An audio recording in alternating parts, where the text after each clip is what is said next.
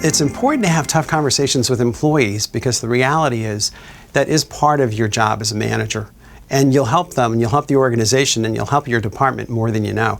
I think a lot of times the path of least resistance is avoidance, and I understand that.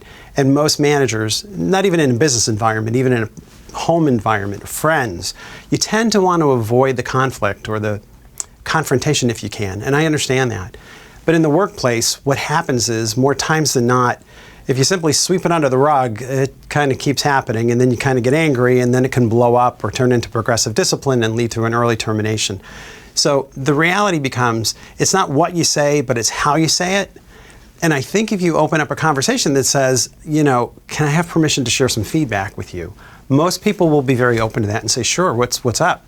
And at that point you can say, from a career development or professional development perspective, I'd like to share a little feedback that may be missing awareness.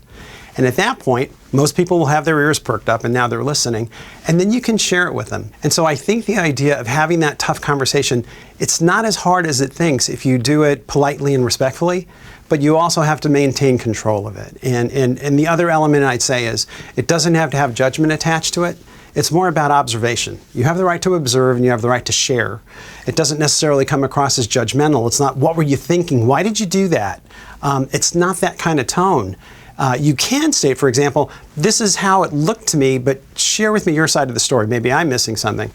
The reality, though, becomes once employees get used to having these constructive feedback mini conversations, you feel much more comfortable in your own skin sharing feedback in a positive and constructive way.